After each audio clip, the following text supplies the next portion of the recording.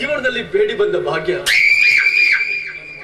ನನ್ನ ಮದುವೆ ಜ್ಯೋತಿಯೊಂದಿಗೆ ನಿಶ್ಚಯಿಸಿದ್ದಕ್ಕೆ ಸ್ವತಃ ಮಾವನವರು ಕೊಲೆ ಮಾಡಿ ಆ ಅಪರಾಧವನ್ನು ನನ್ನ ಮೇಲೆ ಹಾಕಿ ಈ ಕಾರಾಗೃಹದ ಕರಾಳ ಕತ್ತಲೆ ನನಗೆ ವರವಾಗಿ ಕೊಟ್ಟು ಬಿಟ್ಟ ಆ ನೀಚ ವೈಭವ.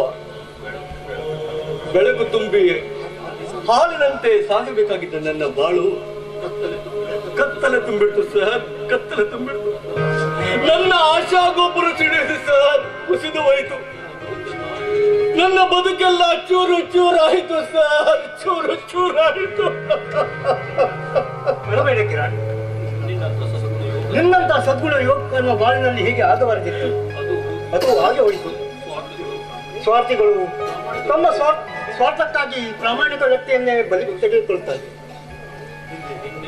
ಹಿಂದೆ ನಡೆದಿದ್ದು ಒಂದು ಕೈ ಘಟನೆ ಎಂದು ತಿಳಿದು ಮುಂದೆ ನೀನು ಹೊಸ ಜೀವನ ಪ್ರಾರಂಭಿಸು.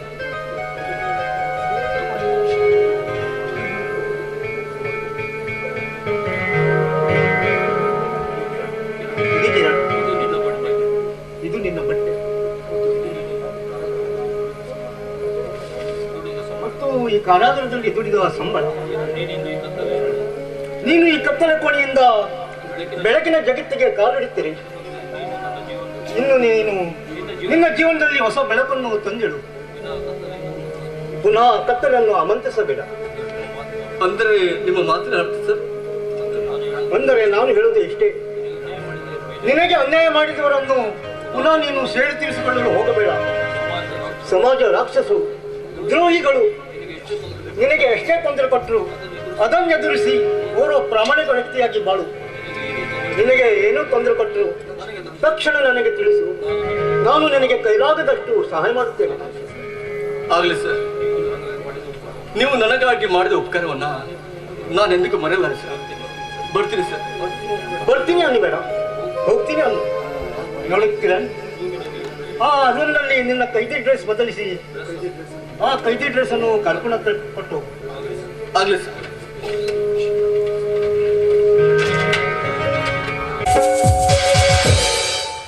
ಅಲ್ಲ ಗುರು, ಅಲ್ಲ 5 ವರ್ಷ ಆಯ್ತು ಇಬ್ರು ಪ್ರೀತಿ ಮಾಡ್ಲಿಕ್ಕೆ. ಹೀಗೆ ಪ್ರೀತಿ ಪ್ರೇಮ ಮಾಡ್ತಾ ಕಾಲ ಕಳೆದ್ ಬಿಟ್ರೆ ಮುಂದೆ ಹೆಂಗಂತ ಮದುವೆ ಮಾಡ್ಕೊಳ್ಳೋದು ಯಾವಾಗ? ಅಲ್ಲ ಪುಷ್ಪ, ಮದ್ವೆ ವಿಷಯ ಹತ್ರ ಸಾಕು. ನಿಮ್ಮ ಅಪ್ಪ ಹಲ್ಕಟ್ ಸಿದ್ದಪ್ಪದಾನಲ್ಲ, ಬರೀ ನಿನ್ನ IAS ಆದವನಿಗೆ ಮದ್ವೆ ಮಾಡ್ಕೊಡ್ತೀನಿ ಅಂತ ಹಗಲು ರಾತ್ರಿ ಓದಾಡ್ತಾನ. ಅಲ್ಲ ಆ IAS ಆದವನ್ ಎಲ್ಲದಾನೋ ಏನೋ? ಅವ್ನು ಎಲ್ಲದನೋ ಏನು, ಅವ್ನು ಏನಾದ್ರು ಮಾಡ್ಲಿ, ಅದೆಲ್ಲ ಬೇಡ. ನಮ್ಮ ಅಪ್ಪನ ತಲೆಗಿನ ಹುಚ್ಚು ಬಿಡಂಗಿಲ್ಲ. ಅವಾಗ ನೀ ನನ್ನ ಮದುವೆ ಆಗಂಗಿಲ್ಲ ಅಂದಾಗ ಹೌದಿಲ್ಲ? ಏ ಯಾಕಾಗಲ್ಲ, ಇರೋ ಆಗ್ತೈತಿ. ಬಂದ್ ನೋಡು ಒಂದು ಐಡಿಯಾ ಅಂತ ಹೇಳಿದೆ. ಏನದು? ನಾ ಐಡಿಯಾ ಹಾಕ್ತೀನಿ ನೋಡು. ಏನದು ಐಡಿಯಾ? ನೀ ಮತ್ತೆ ಹಾಕಿದ ಐಡಿಯಾಗಳೆಲ್ಲ ಹಾಳಾಗಿ ಹತ್ತಿ ಬಿತ್ಕೊಂಡೋದು. ಒಂದರ ಸಕ್ಸಸ್ ಆದ್ವಾ, ಒಂದು ಸಕ್ಸಸ್ ಆಗ್ಲಿಲ್ಲ. ಏ ಆವತ್ತಿನ ಐಡಿಯಾ ಎಲ್ಲ ಹಾಳಾಗಿ ಹೋಗ್ಯಾವಂತ ಈಗ ಹಂಗಾಗ್ಬೇಕಂತ ಐತೇನ? ನೋಡ್ ಪುಷ್ಪ, ಈಗ ಹಾಕೋ ಐಡಿಯಾ ಆಯ್ತಲ್ಲ, ನಿಮ್ಮ ಅಪ್ಪ ತಟ್ ತಟ್ ತಟ್ ಅಂತ ನಮ್ಮ ಮದ್ವೆಗೆ ಒಪ್ಪಿಗೆ ಕೊಟ್ಬಿಡ್ತಾರ. ಹೌದಾ? ಅದು ಎಂತದೈತು ಏ ಗುರು, ಅದನ್ನ ಹೇಳೇ ಆದ್ರೂ ಹೇಳಿ ನೋಡೋಣ. ಯಾಕೆ ಹೇಳು, ಇದು ಸಕ್ಸಸ್ ಆದ್ರೂ ಆಗುತ್ತೆ ಹೇಳು. ಏನ್ ಹೇಳ್ತಾ ಇದೀಯ ನೀನು? ಅಲ್ಲ, ಕ್ಷಣಿಕ ಸುಖಕ್ಕಾಗಿ ಮದುವೆ ಮುಂಚಿತವಾಗಿ ನಾನು ಬಸರಾಗ್ಬೇಕಾ? ಇದು ನನ್ನ ಕೈಯಿಂದ ಸಾಧ್ಯ ಇಲ್ಲ. ಏ ಅದ್ರಲ್ಲಿ ಏನ್ ತಪ್ಪೈತಿ? ಮದುವೆ ಮುಂಚೆ ಎಷ್ಟು ಹುಡುಗಿರ ಬಸರಾಗಲ್ಲ. ಗುರು, ಮದುವೆಗೆ ಮುಂಚೆ ಅದು ಯಾವ ಹೆಣ್ಮಕ್ಳೇನಾದ್ರೂ ಆಗಿರ್ಬೋದು, ಆದ್ರೆ ನಾನು ಕ್ಷಣಿಕ ಸುಖಕ್ಕಾಗಿ ಆಸೆ ಪಟ್ಟು ನಾನ್ ಮಾತ್ರ ಮದುವೆ ಮುಂಚೆ ಬಸರಾಗೋ ಕೆಲಸ ಮಾಡೋದಿಲ್ಲ ಅಂದ್ರೆ ಮಾಡೋದಿಲ್ಲ. ಸಾಧ್ಯ ಇಲ್ಲ. ಏ ಪುಷ್ಪ, ಇಲ್ಲಿ ಬಾಯಿನೇ ನಾ ಹೇಳಿದ್ ಖರೆ ಅನ್ಕೊಂಡಿನ ಮತ್ತ ಎಲ್ಲಾ ಸುಳ್ಳು ಐತಿ. ಅಂದ್ರ ಒಂದ್ ಕೆಲ್ಸ ಮಾಡು, ಸೀದಾ ನಿಮ್ಮ ಅಪ್ಪನ ಮುಂದೆ ಹೋಗ್ನಿಲ್ಲ. ಅಪ್ಪ ನಾನ್ ತಾಯ ಹತ್ತೀನಿ ಅಂತ ಹೇಳು. ಆ ಗುರುವಿಂದ ನನ್ 3 ತಿಂಗಳಾಗೈತಂತ ಹೇಳು. ನಿಮ್ಮ ಅಪ್ಪ ಇಲೆಕ್ಷನ್ ಬೇರೆ ನಿಂತಾನ, ಎಲ್ಲಾ ಮನಿ ಮಾನ ಮರ್ಯಾದೆ ಎಲ್ಲ ಹರಾಜ್ ಎಕ್ಕೊಟ್ ಹೋಗೈತಂತ. ನಮ್ ಗ್ಯಾರಂಟಿ ಮದುವೆ ಒಪ್ಪೆ ಕೊಟ್ಟು ಐಡಿಯಾ ತುಂಬಾ ಚೆನ್ನಾಗಿದೆ. ಸಕ್ಸಸ್ ಅಕಸ್ಮಾತ್ ಆಗಿದ್ದು ಫೇಲ್ ಆಗ್ಬಿಟ್ರಿ? ಏ ಫೇಲ್ ಆದ್ರೂ ಉಂಟಲ್ಲ, ರಿಜಿಸ್ಟರ್ಡ್ ಮ್ಯಾರೇಜ್ ಆಗ್ಬಿಡೋಣ. ಇದಕ್ಕೆ ಏನಂತಿ? ಹಂಗಂತೀಯ? ಆಯ್ತು ಗುರು, ನೀ ಹೇಳ್ದಂಗ ಮಾಡೋಣ. ಯಾರ್ ಬೇಡ ಅಂದ್ರೆ ಹಿಂಗ ಹೇಳ್ಬಾರ್ದ. ರಾಡಿ ಬಾಡಿ ಒಂದಿದೆ ಡ್ಯಾನ್ಸ್ ಶುರು ಮಾಡು.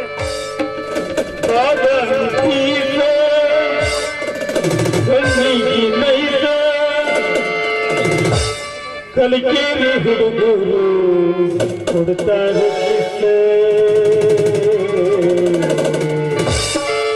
ಏ ಹುಡುಗಿ ಸರ ಚೆಲುವಿನ ಚಿತ್ತಾರ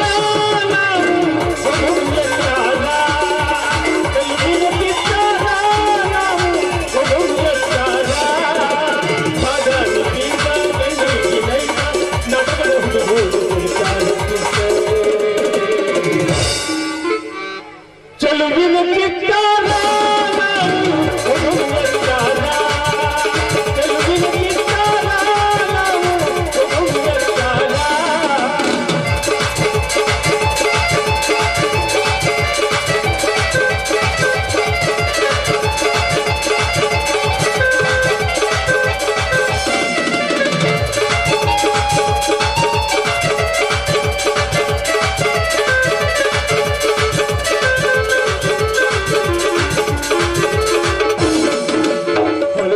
ನಿಂತು ಕೈಯೆಲ್ಲ ಬಡಗಿ ಬಡಿಯೊಳಗೆ ಯಾರಿಲ್ಲ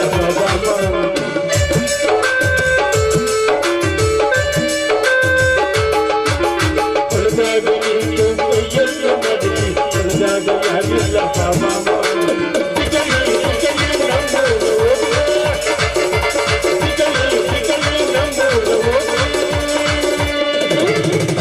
ಜಾತ್ರೆಗೆ ಬಾ ಹುಡುಗಿ ಕೊಡುತ್ತೇನೆ ಟಿಕ್ಲಿ ಜುಜುಬಿ ಎಲ್ಲ ನಮ್ಗೆ ಆಯ ಬರಂಗಿಲ್ಲ ಒಂದ್ ತಲೆ ಎರಡು ತಲೆ ಹೋಗಿ ಹೇಳ್ಕೊಟ್ಟು ಚೆಲುವಿನ ಚಿತ್ತಾರ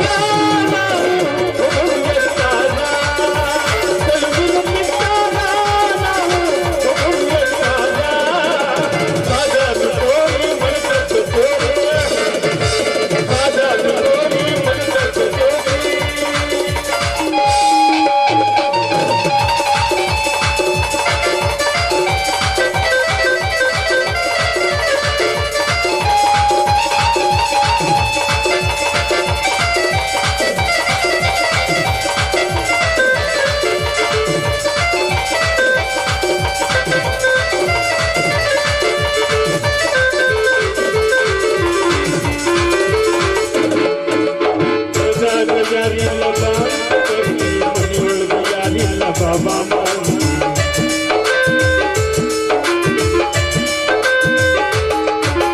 ಹೊಲದಾಗ ಯಾರಿಲ್ಲ ಬಾಬಾ ಯಾರಿಲ್ಲ ಬಾಬಾ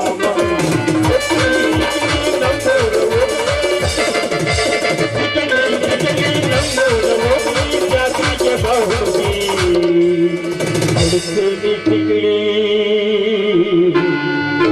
ಚೆಲುವಿನ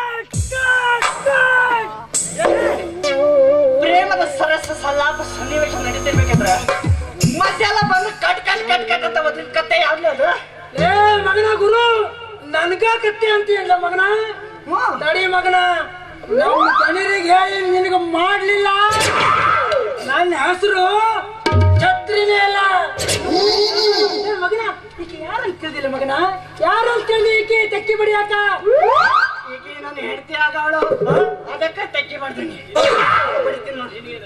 ನಿನಗೇನಾಯ್ತು ಮಗನ ನಿನಗೇನಾಯ್ತು ಅಂತ ಕೇಳ್ತೀಯಲ್ಲ ಮಗನ ಈಗ ತೆಕ್ಕಿ ಬಡಿಯಾಕ ಯಾಕೆ ತೆಕ್ಕಿ ಬಿಡ್ತೀನಿ ನೀನು ನಾನು ಈಕಿಗೆ ಪ್ರೀತಿಸಿ ಮದುವೆ ಆಗ್ಬೇಕಂತ ಮಾಡೀನಿ ಏನು ನೀನು ಪ್ರೀತಿಸಿ ಮದುವೆ ಆಗ್ಬೇಕಂತ ಮಾಡೀನಿ ನೀನು ನನ್ನ ಪ್ರೀತಿಸ್ತೀಯ ನೀ ನನ್ನ ಮದುವೆ ಮಾಡ್ಕೋತೀಯ ನಾನು ನಿಮ್ಮ ಸಾಹುಕಾರ ಮಗಳು ನನ್ನ ಅಂತಸ್ತೇನು ನಿನ್ನ ಅಂತಸ್ತೇನು ತಿಳುವಳಿಕೆ ಯಾವಕ್ಕೆ ಹೊರಟೋಗಿಲ್ಲ ಏ ಛತ್ರಿ ಬರ್ರೇದಿಂದ ಹೊರಟೋಗಿಲ್ಲಿಂದ ಅಂದೆ ಹೆಸರು ಹೇಳ್ತೀವಿ ಬರೇ ಹೇ ನೋಡು ಪುಷ್ಪ ಪ್ರೀತಿ ಮಾಡಿ ಮದುವೆ ಆಗಾಕ ಆಸ್ತಿ ಅಂತಸ್ತು ಏನ್ ಬೇಕಾಗಿಲ್ಲ ಒಳ್ಳೆ ಹೃದಯ ಇರ್ಬೇಕು ಅದಯ್ಯ ನೀನು ಒಂದ್ಸಲ ನನ್ನ ಮದುವೆ ಆಗಿ ನೋಡು, ನನ್ನ ಮಹಾರಾಣಿ ತರ ನೋಡ್ಕೊತೀನಿ. ಏ, ಈ ಒಂದು ತೆಗೆದು ನೀನು ದೌಡಿಗೆ ಇಟ್ಟೆ ಅಂದ್ರೆ ನಿನ್ನ ಬಾಯಾಗಿನ ಹಾಲು ಒಂದೊಂದು ಉದುರಿ ಭೂಮಿ ಕಾಡ್ತಾವ. ಭೂಮಿ ಮಹಾರಾಣಿ ನೋಡ್ಕೊಂತ ಮಹಾರಾಣಿ ಹಂಗೆ ಇವ್ನ ಹಿಂಗ ಸುಮ್ಮನೆ ಯಾಕೆ ಅವನ ಜೊತೆ ಗೋಳಾಡ್ತೀನಿ ನೀನು? ಅವ್ನು ಪ್ರೀತಿ ಮಾಡ್ಲಿ ಬಿಡು. ಏ ಛತ್ರಿ, ನೀಕೇನ್ ಪ್ರೀತಿ ಮಾಡ್ತೀನಿ? ಈಗ ಲಗ್ನ ಆಗಿ ವರ್ಷಕ್ಕೆ ಒಂದೊಂದು 12 ಅಂದ್ರೆ ಹೇಳ್ಬೇಕಂತ 1 ಡಜನ್ ಮಾಡ್ಕೊಡ್ತೀನಿ. ಕೈ ಇಟ್ಕೊಂಡು ಆಡಿಸ್ತೀರ. ಇವನ್ ಜೊತೆ ಏನ್ ಮಾತಾಡೋದು ಗುರು? ಬಾಬುಗಳು ಅವನಿಗೆ ಬುದ್ಧಿನೇ ಇಲ್ಲ. ಓಯ್, ಓಯ್, ಪುಷ್ಪ ನಿಂತ್ಕೊಳ್ಳ. ಏನಿರ್ತಾನೆ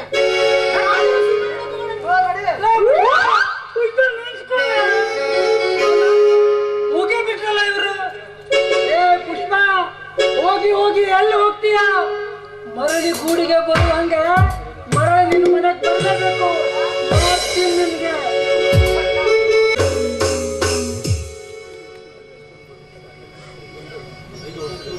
5 ವರ್ಷದಲ್ಲಿ ಎಷ್ಟೊಂದು ಬದಲಿಸಿದೆಯಲ್ಲ ಈ ನಮ್ಮೂರು. ಇಷ್ಟು ದಿವಸಗಳ ಪರ್ಯಂತ ಆ ಕಾರಾಗೃಹದ ಕರಾಳ ಕತ್ತಲಲ್ಲಿ ನರಕ ಯಾಚನೆ ಅನುಭವಿಸುತ್ತಿದ್ದ ನನಗೆ ಪುಣ್ಯಾತ್ಮ ಜೇಲನ ಸಹಾಯದಿಂದ ಎಂದು ಬಿಡುಗಡೆ ಹೊಂದಿದೆ.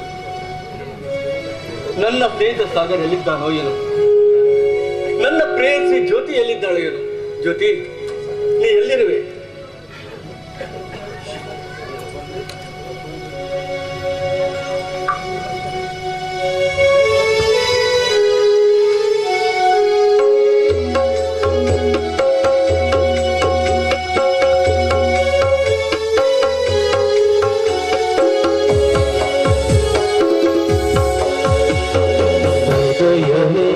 ನಿನ್ನ ಹೆಸರಿಗೆ ಬರದೆ ನಂಗೆ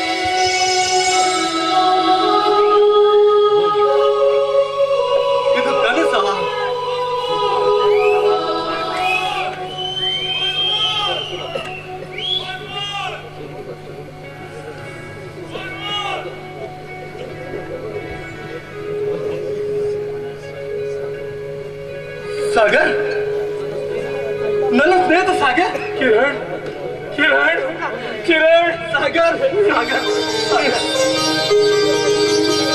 ಬದುಕಿದೆಯಾ? ನಾನು ಸಾಗರ್, ನನಗೇನಾಗಿದ್ದು ಸಾಗರ್?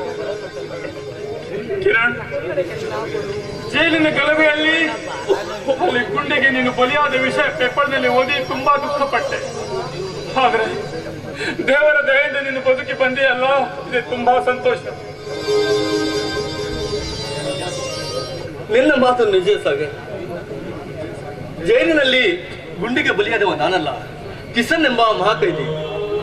ಓಡಿ ಹೋಗುತ್ತಿರುವ ಕೆಲ ಕೈದಿಗಳನ್ನು ನಾನು ಹಿಡಿದುಕೊಟ್ಟಿದ್ದಕ್ಕೆ ಆ ಪುಣ್ಯಾತ್ಮ ಜೈಲನ ಸಹಾಯದಿಂದ ನನಗಾದ 10 ವರ್ಷ ಶಿಕ್ಷೆಗಳಲ್ಲಿ 5 ವರ್ಷ ಶಿಕ್ಷೆ ಕಡಿಮೆ ಆಗಿ ಇವತ್ತು ನಾನು ಬಿಡುಗಡೆ ಹೊಂದಿರುವೆ. ಹಾಗಾದರೆ ಈ ಪೇಪರ್ನಲ್ಲಿ ನಿನ್ನ ಹೆಸರು ಇದೆಯಲ್ಲ, ಇಲ್ಲಿ ನೋಡಿ.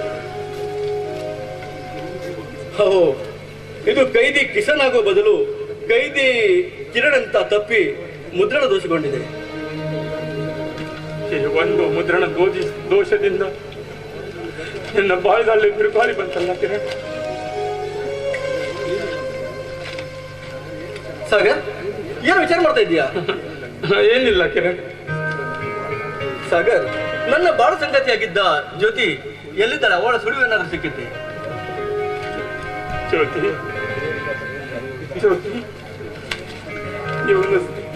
ಇವನ ಸ್ನೇಹಿತ ಪ್ರಕಾಶ್ ನನಗೆ ಜ್ಯೋತಿ ಸುಖವಾಗಿ ಬಾಳುತ್ತಾನೆ ಇವನಿಗೆ ಹೇಳಿದರೆ ಇವನಿಗೆ ಮನಸ್ಸಿಗೆ ಆಘಾತ ಉಂಟು ಮಾಡಲಿ.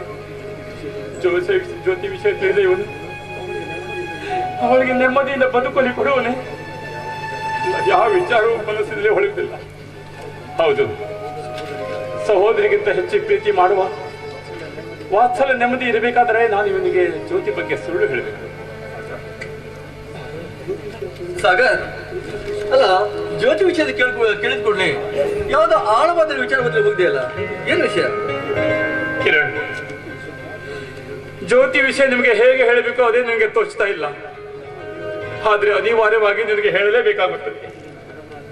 ನೀನು ನಿರಪರಾಧಿ ಎಂದು ಅವಳಿಗೆ ಜ್ಯೋತಿಗೆ ಗೊತ್ತು. ನಿನಗೆ ಆದ 10 ವರ್ಷ ನೀನು ಅನುಭವಿಸಿ ಬರೋವರೆಗೂ ಜ್ಯೋತಿ ನಿನಗಾಗಿ ಕಾದಿದ್ದಳು ಕಿರಣ್. ಆದರೆ ನೀನು ಜೈಲಿನಲ್ಲಿ ಗುಂಡಿಗೆ ಆಹುತಿಯಾದ ವಿಷಯ ಪೇಪರ್ನಲ್ಲಿ ಓದಿ ನನ್ನ ಸಂಗಾತಿಯನ್ನೇ ನನ್ನ ಬಿಟ್ಟು ಹೊರಟು ಹೋದ ಮೇಲೆ ನಾನು ಯಾತಕ್ಕಾಗಿ ಈಗ ಬದುಕಬೇಕು ಅಂತ ಕಿರಣ್, ನಿನ್ನ ಜ್ಯೋತಿ ಆತ್ಮಹತ್ಯೆ ಮಾಡಿಕೊಳ್ಳಲು ಕಿರಣ್.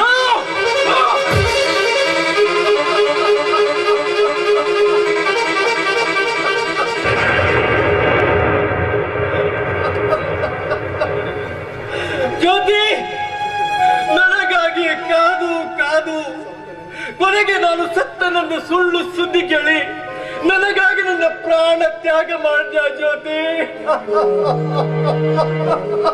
ಕಿರಣ್ ಕಿರಣ್, ಸಮಾಧಾನ ಮಾಡ್ಕೊ. ನನ್ನ ಆತ್ಮ ಜ್ಯೋತಿ, ನೀನು ಈ ರೀತಿ ಹತ್ತು ಬಿಟ್ಟರೆ ನಿನ್ನ ಸತ್ತು ಹೋದ ಜ್ಯೋತಿ ಪುನಃ ಬದುಕಿ ಬರುತ್ತಾಳೇನೋ? ಅವಳ ಆತ್ಮಕ್ಕೆ ಶಾಂತಿ ಸಿಗುತ್ತೇನೇನೋ? ಇಲ್ಲ ಕಿರಣ್, ದುಃಖಿಸದಷ್ಟು ಮಾನವರ ಹೃದಯ ಕಲುಷಿತವಾಗು ವಿನಃ ಅದರಿಂದ ನೆಮ್ಮದಿ ಸಿಗಲಾರದು. ಸುಖ ದುಃಖಗಳ ಸಮರವೇ ಜೀವನ ಕಿರಣ್.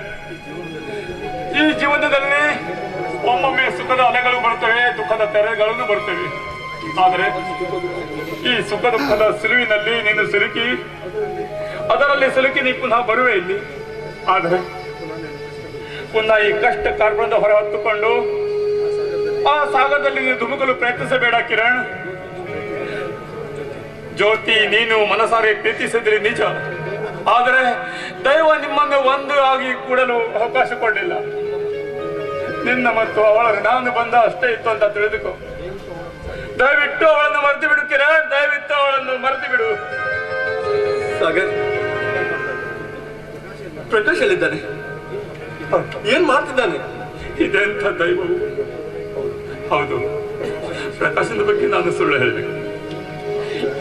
ಕಿರಣ್, ಪ್ರಕಾಶನಿಗೆ ಯಾವುದೋ ಊರಿಗೆ ಟ್ರಾನ್ಸ್ಫರ್ ಆಯ್ತು. ಪ್ರಕಾಶ್ ನಗರ ವರ್ಗವೈತೆ. ಮತ್ತೆ ನೀನು? ನಾನು ಸುಳ್ಳೆ ಅವನಿಗೆ ಭಾರ ಬೇಕೆಂದು ನಾನು ಸುಮ್ಮನೆ ನನ್ನ ಜೀವನವನ್ನು ಸಾಗಿಸ್ತಾ ಇದ್ದೇನೆ. ನಡೆ ಕಿರಣ್, ನಡೆ.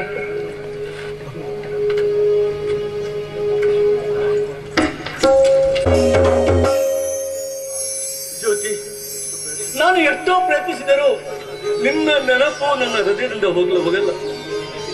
ನಿನ್ನ ಚಿತ್ರ ಕ್ಷಣ ಕ್ಷಣಕ್ಕೂ ನನ್ನನ್ನು ಕೈ ಬಿಸಿ ಕರೀತದೆ, ನಿನ್ನ ಆತ್ಮ ಕಿರಣ್ ಎಂದು.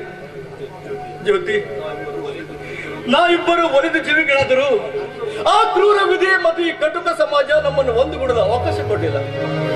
ಧಿಕ್ಕಾರವಿರಲಿ ಆ ಕ್ರೂರ ವಿಧಿಗೆ ಮತ್ತು ಈ ಕಟುಕ ಸಮಾಜಕ್ಕೆ. ಧಿಕ್ಕಾರ, ಧಿಕ್ಕಾರ, ಧಿಕ್ಕಾರ.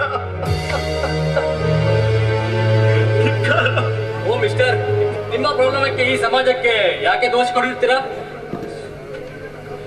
ಪ್ರಕಾಶ್, ಕಿರಣ್, ಪ್ರಕಾಶ್ ಅಲ್ಲ ಸ್ನೇಹಿತ, ಪ್ರಕಾಶ್. ಕಿರಣ್, ನಿನಗೆ ಬಿಡುಗಡೆ ಆಯ್ತೆ? ಹೌದು ಪ್ರಕಾಶ್, ನನಗೆ 10 ವರ್ಷ ಶಿಕ್ಷೆ ಆಗಿದ್ರು ನನ್ನ ಗುಣ ನಡತೆ ಮೆಚ್ಚಿ 5 ವರ್ಷಕ್ಕೆ ನನಗೆ ಬಿಡುಗಡೆ ಮಾಡಿದ್ರು. ಸತ್ಯಕ್ಕೆ ಎಂದಿಗೂ ಜಯವಿದೆ ಕಿರಣ್. ಆ ದೇವರು ನಂಬಿದ ಭಕ್ತರನ್ನು ಎಂದಿಗೂ ಕೈ ಬಿಡುವುದಿಲ್ಲ. ದೇವರು ಸತ್ಯ, ದೇವರು ಸತ್ಯ ಇಂದಿನ ಈ ಪ್ರಪಂಚದಲ್ಲಿದ್ರೆ ನಾನು ನಿರಪರಾಧಿ ಆದರೂ ಅಪರಾಧಿಯಾಗಿ ಶಿಕ್ಷೆ ಅನುಭವಿಸಿ ಬರ್ತಿರ್ಲಿಲ್ಲ. ಹೋಗ್ಲಿ ಬಿಡು ಪ್ರಕಾಶ್, ನನ್ನ ಗೋಳಿನ ಕತೆ. ನೀನ್ ಹೇಗಿದ್ದೀಯಾ? ನಿನಗೆ ಹೊರಗವಾಗಿದೆಯಂತೆ? ಯಾವ ಊರಿಗೆ? ಏನ್ ಹೇಳುತ್ತೆ ಕಿರಣ್? ನನಗೆ ವರ್ಗವಾಗಿದೆ. ನಾನು ಇದೇ ಊರಿನಲ್ಲಿ ಇದ್ದೇನೆ ತಾನೆ. ಕಿರಣ್, ನಿನಗೆ ಯಾರು ಹೇಳಿದ್ರು ನನಗೆ ವರ್ಗವಾಗಿದೆ ಅಂತ? ಪ್ರಕಾಶ್, ಏನ್ ತಾನೇ ಸಾಗರ್ ಹೇಳೋದಾ? ಕಿರಣ್, ಸಾಗರಪ್ಪ ವಿಚಿತ್ರ ವ್ಯಕ್ತಿ ಅಲ್ಲ. ನನ್ನ ಮದುವೆ ಆದ ಕೂಡಲೇ ನನ್ನ ಮನೆ ಬಿಟ್ಟು ಹೋಗ್ಬೇಕೇನೋ ಸಾಗರ್. ಸತಿಪತಿಗಳ ನಿಮ್ಮ ಸಂಸಾರದಲ್ಲಿ ತಾನೇಗೆ ಭಾರವಾಗಿರ್ಬೇಕೆಂದು ಮನೆ ಬಿಟ್ಟು ಬಂದಿರಬಹುದು. ಸತಿಪತಿಗಳ ಸಂಸಾರ, ಛೆ, ಆ ವಿಷಯವನ್ನು ನೆನಪಿಸ್ಕೊಂಡು ಮತ್ತೆ ಕೊರಗಬಾರದು. ಬಾ ಕಿರಣ್, ಮನೆಗೆ ಹೋಗುವ. ನನ್ನ ಮನೆ ದೇವತೆಯನ್ನ ನಿನಗೆ ಪರಿಚಯ ಮಾಡಿಸ್ತೇನೆ. ಈಗ ನಾನು ಎಲ್ಲಿಗೂ ಬರಲ್ಲ ಪ್ರಕಾಶ್. ಅಯ್ಯೋ ಇಚ್ಚಪ್ಪ, ಬಾ ಅಂದ್ರೆ ಬರ್ಬೇಕು. ಅದೋ ಕಾಣ್ತಾ ಇದೆ ನನ್ನ ಕ್ವಾರ್ಟರ್ಸ್, ನಡಿ.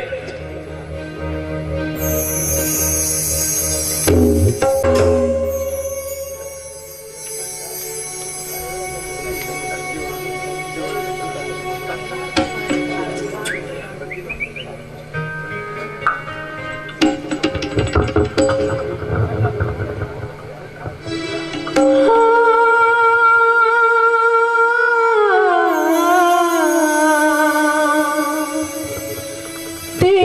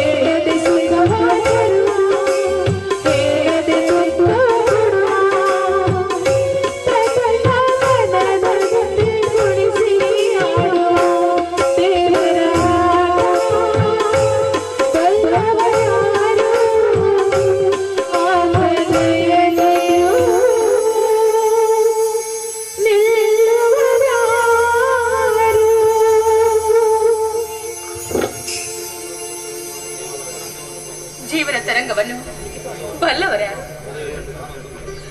ಧರೆಯಲ್ಲಿ ತಾನೊಂದು ಬಗೆದರೆ ದೈವ ನನ್ನ ಜೀವನದಲ್ಲಿ ಇನ್ನೊಂದು ಬಗೆ. ನಾನು ಕಿರಣನನ್ನು ಮನಸಾರೆ ಪ್ರೀತಿಸಿದ್ದೆ. ಅವನ ಕೈ ಹಿಡಿದು ಸುಖದಿಂದ ಬಾಳಬೇಕೆಂದು ಆಸೆ ಪಟ್ಟಿದ್ದೆ. ಆದರೆ ಈ ನನ್ನ ನೌಕೆ ನುಚ್ಚು ನೂರಾಗಿ ಹೋಯಿತು. ನನ್ನ ಕಿರಣ ಕೊಲೆಗಾರನೆನಿಸಿಕೊಂಡು ಕಾರಾಗೃಹಕ್ಕೆ ಸೇರಿದ. ಆ ಕ್ರೂರವಿದೆ ಅಲ್ಲಿಯೂ ಸಹಿತ ಅವನನ್ನು ಬಿಡಲಿಲ್ಲ. ಪೊಲೀಸರ ಗುಂಡಿಗೆ ಬಲಿಯಾಗಿ ಬಿಟ್ಟ ನನ್ನ ಕಿರಣ್. ನಾನು ಆ ಕಾಮಾಂಧ ವೈಭವ ಗಾಳಕ್ಕೆ ಸಿಕ್ಕಿ ತಪ್ಪಿಸಿಕೊಂಡು ಹೇಗೆ ಈ ಪ್ರಕಾಶನ ಕೈ ಹಿಡಿದು ಇವರ ಜೀವನ ಬಹಳ ಸಂಗಾತಿಯಾಗಿ ಬಂದೆ. ಆದರೂ ಕೂಡ ನನ್ನ ಜೀವನ ಪ್ರಕಾಶಮಯವಾಗಲಿಲ್ಲ, ಕತ್ತಲ ಗೂಡಾಗಿ ಹೋಗಿದೆ.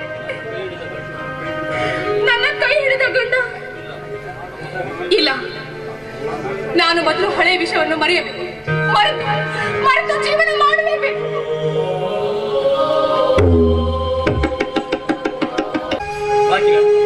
ಇದೇ ನನ್ನ ಮನೆ. ನಿನ್ನ ಅತ್ತಿಗೆ ಆಶಾ ಒಳಗಿರ್ಬೇಕು. ಆಶಾ, ಆಶಾ, ಕರೆದ್ರೆ ನನ್ನನ್ನು? ಆಶಾ, ಇವನು ನನ್ನ ಪ್ರಾಣ ಸ್ನೇಹಿತ ಕಿರಣ್ ಅಂತ. ಕಿರಣ್, ನಿನ್ನ ಅತ್ತಿಗೆ ಆಶಾ. ನಮಸ್ತೆ.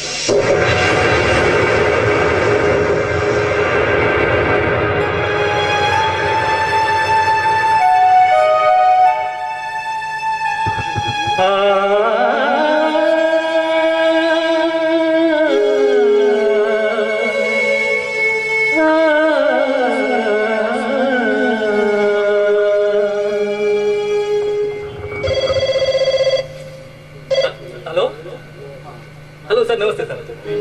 ನಾನು ಬೇಸಾಯ ಪ್ರಕಾಶ್ ಮಾತಾಡ್ತಾ ಇರೋದು. ಹಾ ಸರ್, ಜಸ್ಟ್ ಈಗಲೇ ಬರ್ತೇನೆ.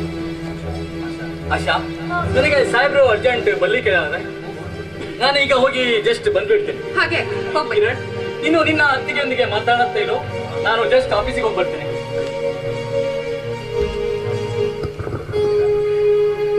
ಕಿರಣ್, ನೀವು ಬದುಕಿದ್ದೀರಾ? ಏನೋ ದೇವರ ದಯಿಂದ ಬದುಕಿ ಬಂದೆ. ಆದ್ರೆ ನಾನು ಸತ್ತನೆಂದು ಸುಳ್ಳು ವಾರ್ತೆ ಕೇಳಿ ನೀನು ನನಗಾಗಿ ಆತ್ಮಹತ್ಯೆ ಮಾಡಿಕೊಂಡಿರುವಳೆಂದು ಸಾಗರ್ ಹೇಳ್ದ. ಆದ್ರೆ ಇಲ್ಲಿ ನೋಡುವ ನಾನು ದೃಶ್ಯ ಏನಿದು? ನೀನು ಪ್ರಕಾಶನ ಪತ್ನಿ ಆಶಾ, ಒಂದು ಹುಚ್ಚಿಯಾದವಳು ಜ್ಯೋತಿ, ಇಂದು ನನ್ನ ಸ್ನೇಹಿತ ಪ್ರಕಾಶನ ಪತ್ನಿ ಹೇಗಾದೆ? ಮನಸಾರೆ ನನ್ನನ್ನು ಪ್ರೀತಿಸಿದ್ದ ನೀನು ನನ್ನನ್ನು ಮರೆತು ಬೇರೊಬ್ಬನ ಕೈ ಹಿಡಿದು ನನ್ನ ದಗ್ಧ ಹೃದಯದ ಮೇಲೆ ಸುಖರ ಗೋಪುರವನ್ನು ಕಟ್ಟಿ ಆನಂದದಿಂದ ನಲಿತಿರುವೆ ಜ್ಯೋತಿ. ಕಿರಣ್, ಈ ಜ್ಯೋತಿ ಎಂದೆಂದು ನಿಮ್ಮವಳೇ ಆಗಿದ್ದಳು, ನಿಮಗಾಗಿ ಕಾದಿದ್ದಳು. ಆದ್ರೆ ಪರಿಸ್ಥಿತಿಯ ಅನುಕೂಲಕ್ಕಾಗಿ ಅನಿವಾರ್ಯವಾಗಿ ಪ್ರಕಾಶನ ಕೈ ಹಿಡಿಬೇಕಾಯಿತು. ಅಂದ್ರೆ ಅದು ನನ್ನ ಬಾಳಿನ ದುರ್ಘಟನೆ ಕಿರಣ್, ದುರ್ಘಟನೆ. ಹೇಳ್ತೀನಿ ಕೇಳಿ. ನಾನು ಹುಚ್ಚಿಯೂ ಆಗಲಿಲ್ಲ. ಆ ನೀಚ ವೈಭವ್ ನಾನು ಹುಚ್ಚಿ ಆಗಿದ್ದೇನೆಂದು ಸೃಷ್ಟಿಸಿದ. ಯಾವುದೇ ತಪ್ಪು ಮಾಡಲಾರದೆ ನನ್ನ ತಂದೆಯನ್ನು ಸಾಯಿಸಿ ಆ ಅಪರಾಧವನ್ನು ನಿನ್ನ ಮೇಲೆ ಹೊರಿಸಿದರು ಎಂದು ನೀನು ಕಾರಾಗೃಹಕ್ಕೆ ಹೋದೆವು. ವೈಭವ್ ನನ್ನ ಮೇಲೆ ಹಿಂಸಿಸತೊಡಗಿದ. ಅವನು ತೊಡುತ್ತಿರುವ ಹಿಂಸೆಯನ್ನು ತಾಳಲಾರದೆ ನಾನು ತಪ್ಪಿಸಿಕೊಂಡು ಓಡಿ ಬಂದೆ. ಅಂದು ನಾನು ತಪ್ಪಿಸಿಕೊಂಡು ಹೋಗುವ ಪರಿಸ್ಥಿತಿಯಲ್ಲಿ ಆ ಪ್ರಕಾಶನ ಜೀಪಿಗೆ ಬಿದ್ದೆ. ಆಗ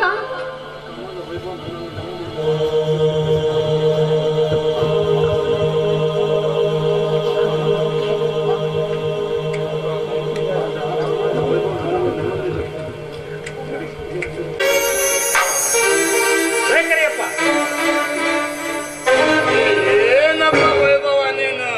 ಅಲ್ಲ, ಎಷ್ಟು ಚಂದ ಕನಸು ಕಾಣ್ತಾ ಇದ್ದ.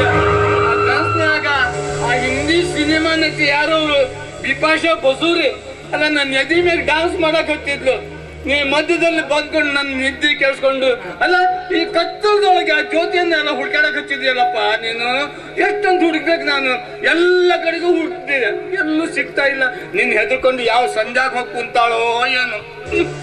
ಎಷ್ಟು ದಿನದವರೆಗೆ ನನ್ನ ಕಣ್ಣು ತಪ್ಪಿಸಿಕೊಂಡು ಅಡಗಿ ಕುಳಿತುಕೊಂಡು